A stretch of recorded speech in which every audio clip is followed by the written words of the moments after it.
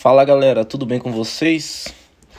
Eu sou o Alan, estou trazendo para vocês aí essa primeira série onde a gente vai estar aí projetando desde do cálculo até os testes na prática um amplificador classe D. Não é auto-oscilante, esse amplificador ele terá um chip modulador em uma determinada frequência e provavelmente vai ser na topologia half-bridge de um canal. Eu ainda não pensei sobre a potência, tá? Vou estar fazendo tudo junto com vocês aqui.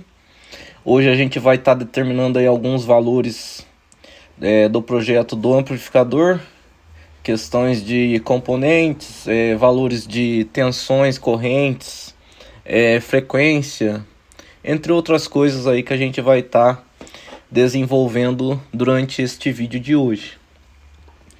Então, sem mais enrolações, bora começar. Primeiramente aqui vamos estar definindo a potência de saída que o amplificador vai entregar. Eu pensei em algo na casa dos 250 watts RMS, que eu acho um valor bacana. Dá para ser um projeto pequeno daí, com poucos componentes, e a gente consegue entregar ainda uma potência aí razoável para um falante de baixa potência. Então vamos determinar aí como 250 watts RMS. Segunda coisa que a gente tem que determinar é a impedância nominal do nosso amplificador. Uma impedância muito baixa, casa de 1, 2 ohms, vai gerar aí uma grande corrente RMS, tanto no secundário, ali na saída do amplificador, quanto também na corrente de consumo, lá no primário da fonte do amplificador. Então eu acho bacana aí uma impedância nominal de uns 4 ohms, que fica um valor meio padrão para um amplificador de baixa potência. 4 ohms aí eu acho que é um valor legal. Então com essas duas informações aqui, eu já consigo agora começar a definir algumas coisas, tá? Então, primeiramente vamos definir a tensão RMS, que a gente vai precisar ter lá na saída do amplificador, em cima da nossa carga. Para a gente determinar isso, eu vou abrir aqui o... Deixa eu ver se eu tenho o Paint.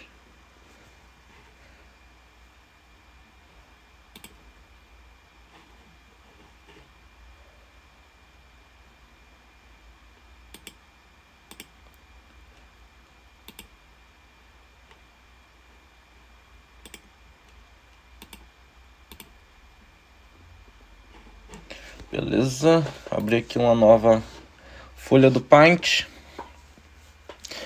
Para a gente determinar a potência em volts RMS ali na saída, deixa eu ver se eu consigo desenhar aqui, para ficar mais fácil.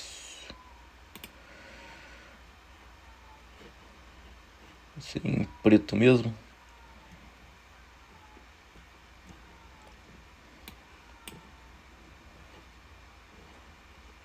Deixa um pouquinho mais espesso, né?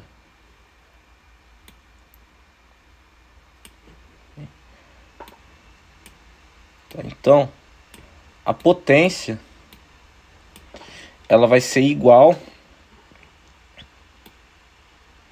a tensão RMS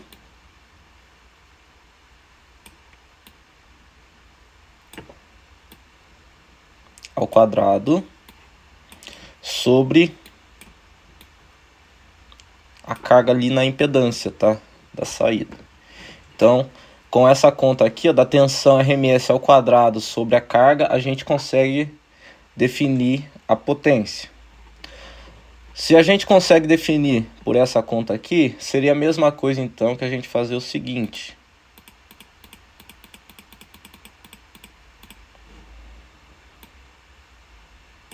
Tensão RMS. Fazer um R aqui bonitinho. Tensão RMS, ela vai ser igual a raiz quadrada da nossa potência vezes a impedância ali, a nossa carga, tá? Essa conta aqui é a mesma que aquela que a gente acabou de fazer, só que lá estava ao quadrado, a gente passou, lá estava ao quadrado dividindo, a gente passou como uma raiz quadrada multiplicando, beleza? Então, a gente já sabe a nossa potência e também a nossa impedância, então pra gente fica mais fácil. Deixa eu apagar aqui.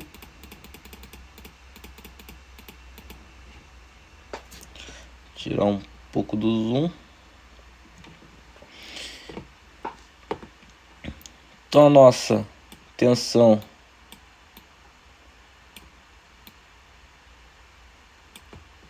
RMS, ela vai ser igual a raiz quadrada de 250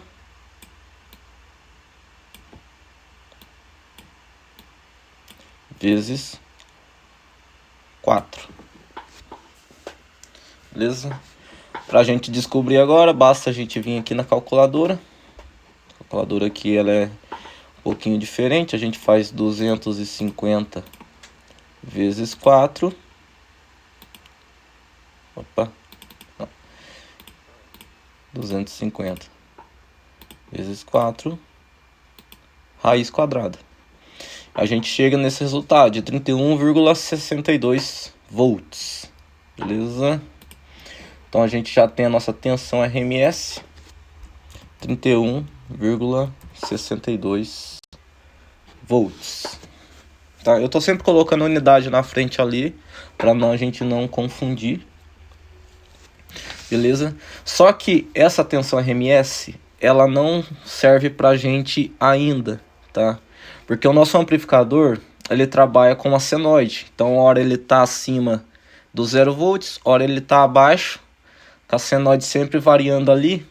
E essa tensão aqui é uma tensão eficaz, mas a gente precisa da tensão de pico, aonde que essa nossa senoide vai bater sempre no teto de cima superior e o teto de baixo inferior, tá? Então primeiro eu dimensiono a potência que eu quero no alto-falante usando esse valor RMS, tá? Depois com essa tensão RMS em cima eu consigo descobrir qual a tensão de pico que eu vou precisar. E para a gente descobrir a tensão de pico é molezinha. Deixa eu apagar aqui. Deixar um pouquinho menos espesso. Tá? Eu preciso usar o valor da raiz de 2, tá? Raiz quadrada de 2. Então eu sei que a minha tensão RMS ali, ela é de 31,62. Então a gente tem aqui 31,62 volts, tá? E eu preciso multiplicar isso, tá? Fazer um vezes, opa, fazer um vezes mais bonitinho aqui, pela raiz quadrada de 2, tá? Isso aqui é uma conta padrão, tá? Não é só aqui no projeto de amplificador, mas, por exemplo, se você pegar a tensão da sua residência mesmo ali, tá? Com o multímetro você mede a tensão eficaz, a tensão RMS, 127, 220 volts. Mas para você descobrir a tensão de pico ali na sua tomada, você precisa multiplicar pela raiz de 2. Aí você chega no valor exato. E a raiz quadrada de 2, ela, se eu não me engano, é 1,414. Né? Raiz quadrada de 2. Opa. 2 raiz quadrada. Isso. 1,414, para ser mais exato. Então a gente vai multiplicar 31,62 pelo 1,414. Então a gente tem 31,62 volts vezes a raiz de 2, que é 1,414. A gente chega numa tensão de pico de 44,71 volts, tá? Então essa é a tensão que eu vou precisar ter constantemente lá na saída do nosso amplificador. Tensão de pico 44,71 volts. Beleza? Em cima dessa tensão aqui, eu vou conseguir daí definir a tensão da fonte do nosso amplificador e a potência que a gente vai precisar que ele entregue, tá? Faltou um parâmetro aqui, que é a eficiência do nosso amplificador. Opa.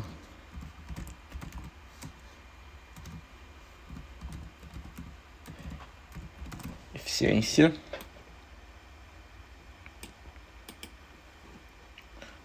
Vai ser bem determinante também para o projeto, tá? Eu consigo agora obter aqui a corrente RMS, tá? Para isso é bem simples. Eu tenho a tensão RMS, que é 31,62 volts, e eu vou dividir pela impedância, que é a nossa carga aqui, 4 ohms.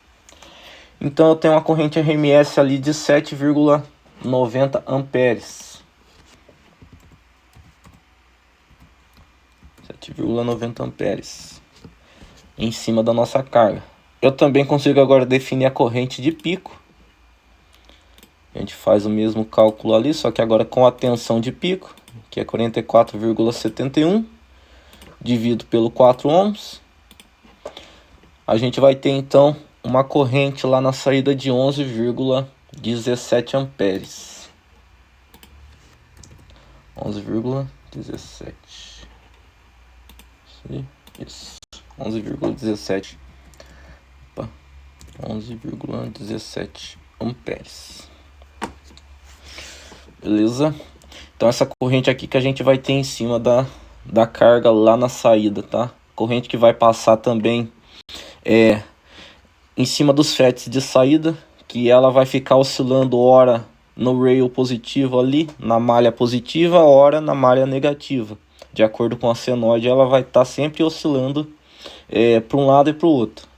Essa corrente aqui. Tá, porque esse 250 não era para estar aqui. Vamos deletar. A questão da eficiência, tá? A eficiência a gente só vai conseguir calcular a eficiência real quando o projeto já estiver ali na protoboard ou na placa ali de protótipo, para a gente fazer as medições exatas e saber qual que é a eficiência real. Mas eu preciso assumir algum valor para mim conseguir continuar os cálculos, tá? Então eu vou assumir que esse amplificador terá uma baixa eficiência. Tá? Para um amplificador classe D, eu vou colocar na faixa de 90% de eficiência, tá? Claro que ele pode atingir mais que isso, 92%, 95%, mas a gente só vai descobrir isso na hora das medições lá, no protótipo mesmo, tá? Na bancada. Mas enquanto a gente não tem esse valor exato, a gente tem que assumir um valor para a gente conseguir trabalhar na potência da nossa fonte. Tá? Então eu estou assumindo aqui já para dar uma margem de segurança. Então, assumindo que o nosso amplificador ele tem uma eficiência de 90%, no caso de cada 1000 watts que a minha fonte fornecer, eu só vou conseguir entregar 900 watts na saída. A gente consegue definir qual que é a potência da nossa fonte necessária para a gente entregar os 250 watts RMS na saída. Para isso é simples, basta a gente vir aqui, colocar a potência que a gente precisa na saída e a gente multiplica pela eficiência, 0,90. Então a gente vai... multiplica não, divide, tá? 250 e a gente divide por 0,90. Então a gente tem aqui um resultado de 277,77 watts de potência de fonte. Vamos arredondar aí para 278 watts, então. Então aqui a nossa, deixa eu achar aqui, potência da fonte, 278 watts, tá? Então a gente vai precisar fornecer 278 watts ao estágio de saída para a gente conseguir 250 watts ali de potência total do nosso amplificador. Assumindo valores padrões aí para o mercado, essa potência vai ser calculada em cima então de 12,6 volts na entrada, tá? Vai ser um amplificador automotivo, tensão nominal ali da nossa fonte de alimentação, que no caso é bateria ou uma fonte automotiva. Então a tensão da fonte aqui, não é tensão da fonte, tá? Perdão, é a tensão de alimentação. Tensão de alimentação.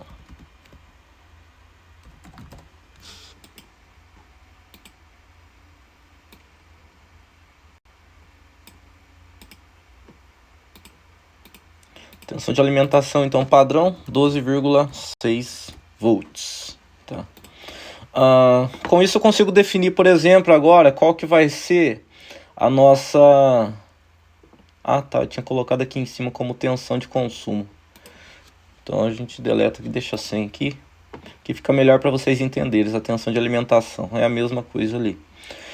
A corrente de consumo do nosso amplificador a gente já consegue definir, então, a 12,6 volts.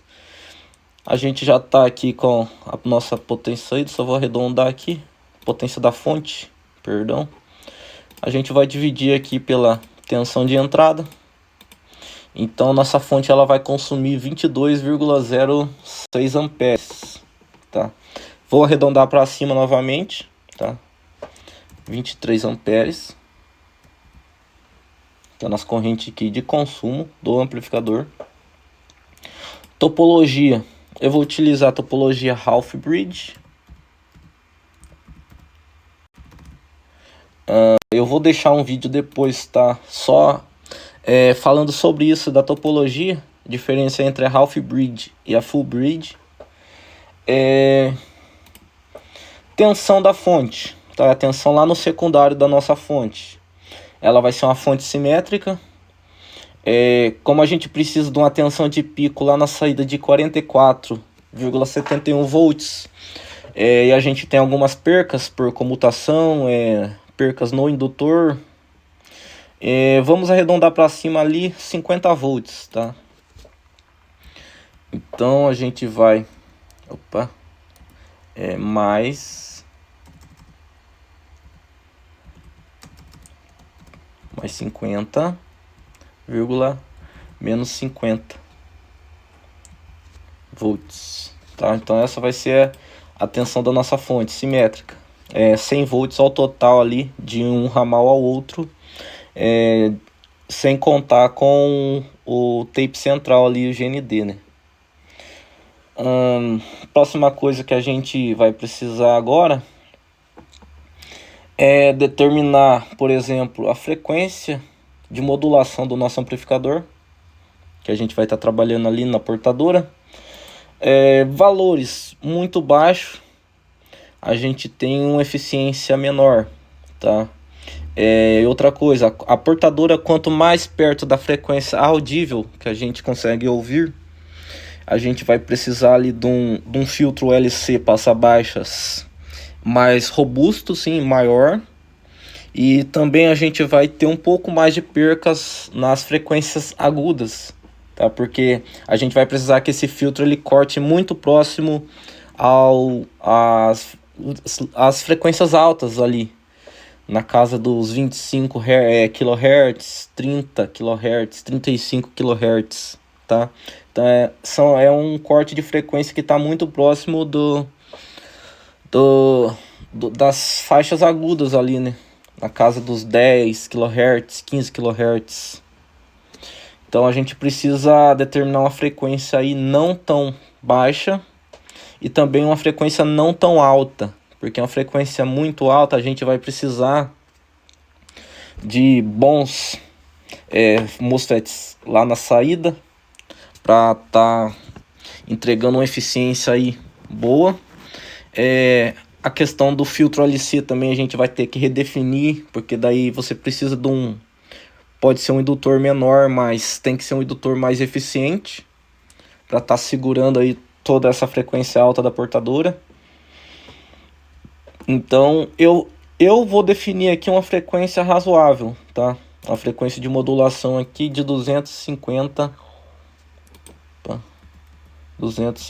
kHz, tá? Para esse projeto. A gente vai calcular aqui que a frequência de corte para 35 kHz do nosso filtro LC, tá? A gente vai fazer esse cálculo na próxima aula do filtro, tá? Em questão aqui do indutor e do capacitor. MOSFETs da fonte, tá? Eu preciso então entregar 50 volts simétricos lá na saída. O meu MOSFET, ele precisa ser um MOSFET razoável para ele aguentar essa corrente aqui de consumo do amplificador, tá? E ele precisa enxergar pelo menos o dobro da tensão máxima que a gente vai alimentar, tá? No caso, a tensão de alimentação aqui ela tá 12,6, mas a gente sabe que pode chegar até quase 15 volts. Então o dobro já seria 30. Eu preciso pelo menos ali de um MOSFET que tolere pelo menos 40 volts ali, para entre a tensão de drain e source dele. Um MOSFET que é basicamente padrão aí para a maioria dos amplificadores, principalmente os mais antigos, mas acho que até hoje alguns utilizam ainda, é o IRF 1404, tá? Da Infineon. Ele é um MOSFET de canal N, ele suporta 40 volts entre drain e source, tem uma carga RDS bem baixa, tá? A 10 volts aqui, ó, de 4 miliohms. Ele tem uma potência de dissipação de 200 watts e ele suporta aqui uma corrente no seu dreno de 202 amperes, tá? Pode chegar até isso nos picos. Então ele, para o nosso projeto aqui, ele serve perfeitamente, tá? Então vamos utilizar o famoso IRF 1404. Chip de modulação da fonte, tá? Existem projetos que utilizam microcontroladores e colocam um driver lá para estar acionando os FETs, para estar dando a carga necessária lá para conseguir fazer os FETs trabalhar. Alguns utilizam o famoso TL494, que também precisa de um driver para estar acionando os gates dos FETs. Porém, aqui para esse projeto eu vou estar utilizando o SG3525, ou a sua variação aqui do KA3525A, que é basicamente o mesmo chip. Vou estar abrindo ele aqui para vocês verem o datasheet. KA3525A.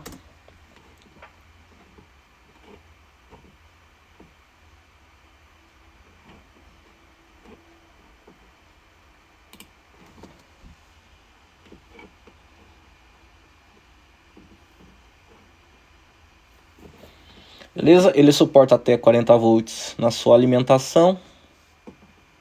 Ele é coletor já aberto, tá? Então você precisa estar alimentando ali um determinado pino nele para você estar conseguindo ter os pulsos na saída. Ele tem uma corrente de saída de 500 mA. A corrente lá no pino de referência dele é de 50 mA.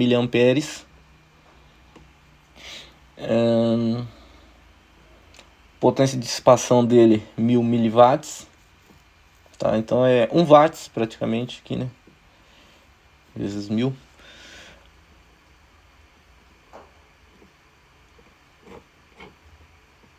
Deixa eu ver aqui alguns detalhes. Tá, temos o pino shutdown, tá? Que a gente vai estar configurando para proteções. Soft start, muito importante estar utilizando um capacitor aqui eletrolítico para estar abrindo os pulsos ao pouco, para estar evitando que o pico, na hora que a fonte começar a chavear, praticamente estoure os capacitores lá no secundário, porque ele puxa muita corrente ali nos primeiros nanosegundos que ele começa a modular. Temos aqui amplificadores de erro, tá? A gente não vai estar utilizando, a gente vai estar trabalhando com a fonte de malha aberta, tá? Então a 14.4, o amplificador ele vai estar entregando mais potência, e também se a tensão cair para 10 volts, vamos supor ali, ele também vai entregar menos potência do que a potência nominal em cima dos 12,6 volts.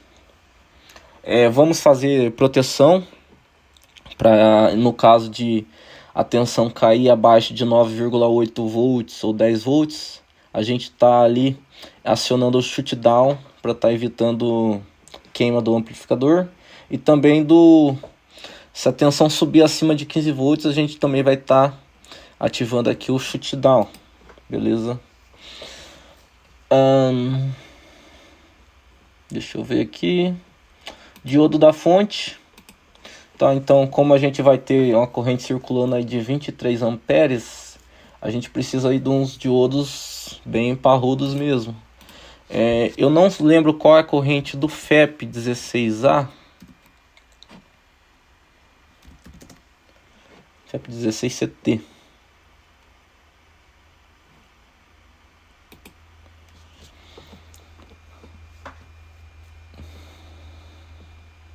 Beleza, 16 amperes de cada lado, tá? O pino do meio é o pino comum. Então a gente vai ter 16 mais 16, 32 amperes. Ele vai dar conta.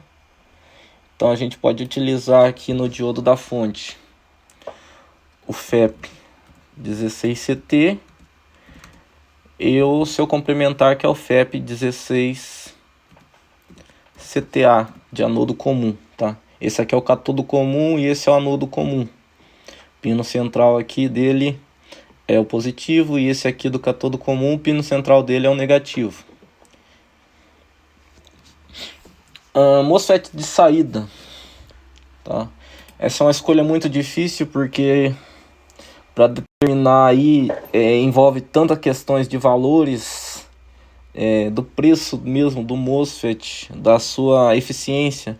É difícil encontrar algo que seja bom em tudo. Um MOSFET que eu acho legal, que ele foi desenvolvido especialmente para isso, que é o Class D na saída, é o IRFB 5620.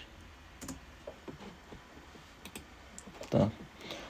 Aqui, ó, ele tem os parâmetros otimizados para um Class D áudio de amplificação, tá?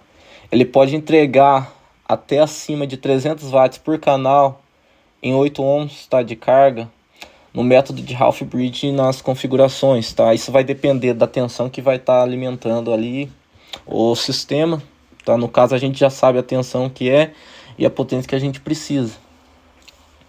Ele suporta até 200 volts entre drain e source, tá? Então o nosso projeto, deixa eu voltar aqui, o nosso projeto, ele tem a tensão de pico ali de 44,71, vamos arredondar para 45 volts, tá? Então a tensão que ele vai enxergar é o dobro disso, que seria 90 volts. Como aqui ele suporta 200, tá muito bem dentro dos limites, tá? A única coisa que eu acho meio chatinha nele é que o RDS dele é de 60 mA. Eu não acho um valor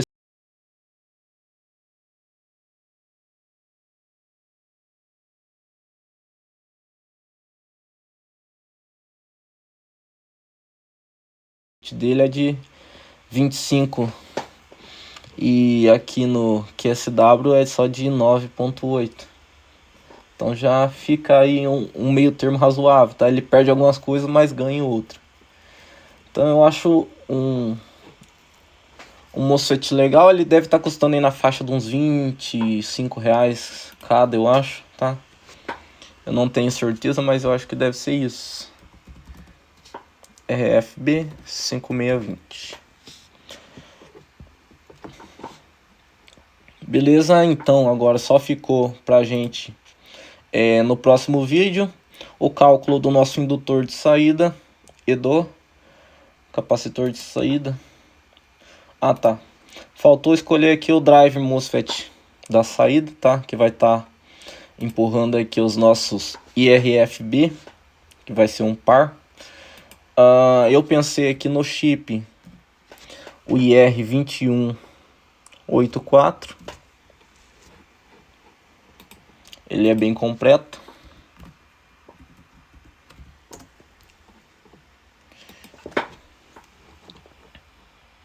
Datasheet.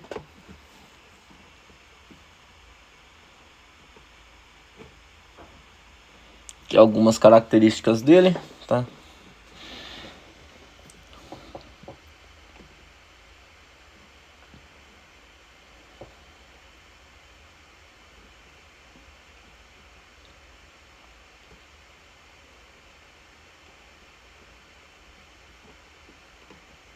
Ele tem apenas uma entrada, tá? Então a gente não vai precisar trabalhar com PWM invertido. Tem o pino de shutdown padrão ali.